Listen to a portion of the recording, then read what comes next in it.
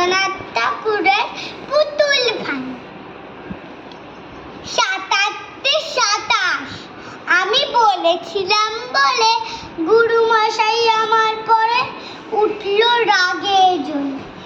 মাগো এবার ৫ পয়সা সেই যে রঙিন পুতুলখানি আপনি দিলে কিনে। খাতার নিচে ছিল ঢাকা, দেখালে এক ছেলে। গুরুমশাই রেগে মেগে ভেঙে দিলেন ফেলে।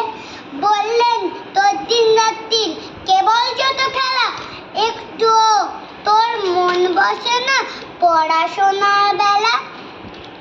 মাগো আমি কাকে জানাই, ওর কি গুরু আছে?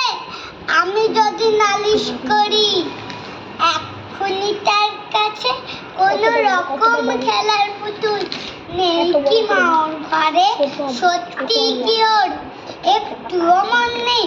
সকাল সাজে তাদের নিয়ে করতে গিয়ে খেলা, কোনো পড়ায় করেন নাকি কোনো রকম হেলা?